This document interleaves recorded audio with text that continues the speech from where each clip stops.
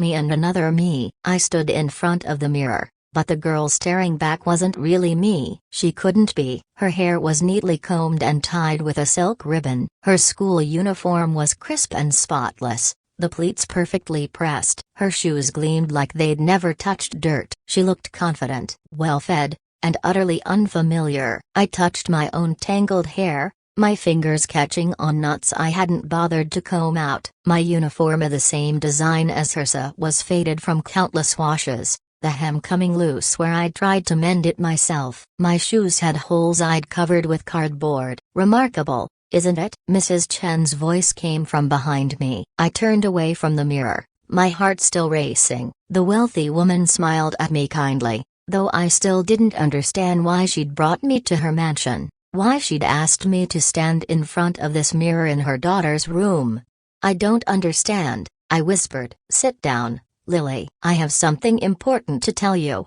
My name is Lily Zhang, and until 3 hours ago, I thought I knew exactly who I was. I was the girl who sold flowers at the night market to help my mother pay rent. I was the girl who studied under streetlights because we couldn't afford electricity after 8 p.m. I was the girl who wore the same patched dress every weekend and pretended not to notice the stares. But now, sitting in Mrs. Chen's expensive living room, drinking tea from a cup that probably cost more than my mother's monthly wages, I was learning that my story was more complicated than I'd ever imagined. 16 years ago, Mrs. Chen began, her voice shaking, the hospital where you and my daughter were born made a terrible mistake. You were both born on the same night, within minutes of each other. Somehow, the identification bracelets were switched. I stared at her, the words not making sense. What do you mean, switched? You were supposed to come home with me, Lily. And my daughter, the girl I've raised as Melissa Chena, she was supposed to go home with your mother. The teacup slipped from my fingers, shattering on the marble floor. Neither of us moved to clean it up. That's impossible, I breathed. We discovered it 3 weeks ago. Melissa needed a kidney transplant, and when we did the genetic testing, Mrs. Chen's eyes filled with tears. Neither my husband nor I were a match. We weren't even related to her. The hospital investigated, and the truth came out. I don't remember leaving Mrs. Chen's house. I don't remember the walk back to our tiny apartment on the edge of the city, where the buildings leaned together like tired old men. But somehow, I ended up there, standing in our single room that served as bedroom, kitchen, and living space all at once. My mother, the woman I'd called Mama for 16 years, was sewing by candlelight, taking in alterations for the neighbors to earn extra money.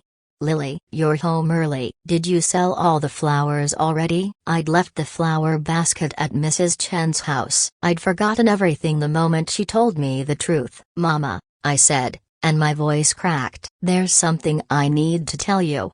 The next few days were chaos. DNA tests confirmed what Mrs. Chen had discovered. The girl I'd seen in photographs all over her mansion, beautiful, poised Melissa Chena, was biologically my mother's daughter, and I was Mrs. Chen's biological daughter. The Chens were wealthy beyond imagination. Mr. Chen owned a technology company. They lived in a house with 12 rooms. Melissa attended the best private school in the city, took piano lessons, spoke 3 languages. Meanwhile, my mother, my biological mother, worked in a factory. We lived in one room. I attended the overcrowded public school and worked every evening selling flowers. What happens now? I asked Mrs. Chen during our second meeting. Melissa sat beside her, looking as stunned and confused as I felt. This was the first time we'd met face to face, me and this other version of me, the me I was supposed to be. That's up to all of you, Mrs. Chen said carefully. Legally, there are options. But emotionally, she looked at Melissa, then at me. This isn't about laws. This is about family.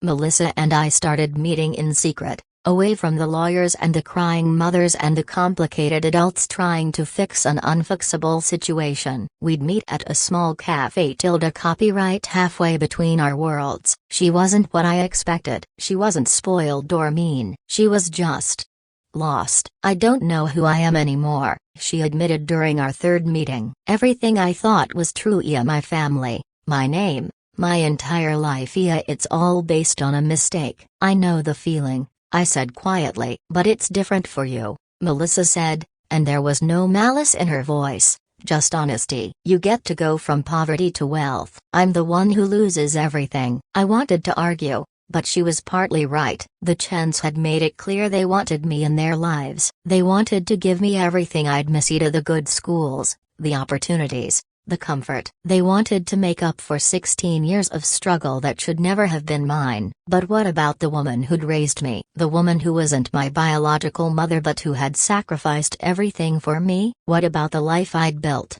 humble as it was? I don't want to trade lives, I said finally. I want to know my biological family. But Mama, Mrs. Zanga, she's my real mother. She's the one who held me when I was sick, who went without food so I could eat, who taught me everything that matters. Melissa looked at me with something like envy. My mother, Mrs. Chena, she loves me. But there was always something missing, some connection we couldn't quite find. Now I know why.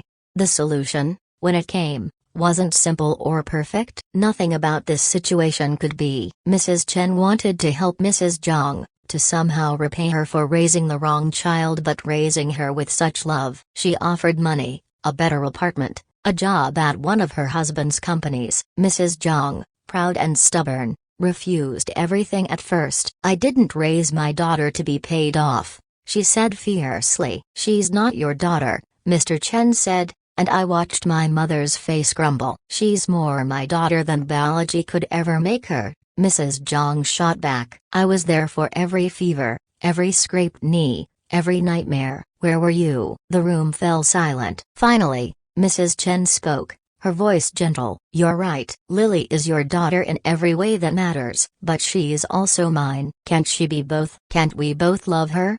It's been 6 months since the truth came out. I live with Mrs. Zhang during the week and visit the Chens on weekends. It's awkward and complicated, and sometimes I feel like I'm being pulled in 2 directions. But I've also gained something unexpected. Melissa, she's not my sister, exactly. But she's not my sister either. We're 2 girls who should have lived each other's lives, connected by an accident of fate. She's teaching me piano. I'm teaching her how to bargain at the night market. We're learning who we might have been, and who we've actually become. The Chens are paying for me to attend Melissa's school now, and Mrs. Zhang finally accepted help with rent and a better job. The 2 mothers circle each other warily, bonded by the daughter they share but divided by everything else. Some days I look in the mirror and still see 2 versions of myself, the girl who grew up poor but loved, and the girl who should have had every advantage. I don't know which one is the real me anymore, but maybe that's okay. Maybe I'm Boda, the girl who knows the value of hard work and the girl who's learning to dream bigger, the girl who is shaped by struggle and the girl who's discovering new possibilities. Me and another me,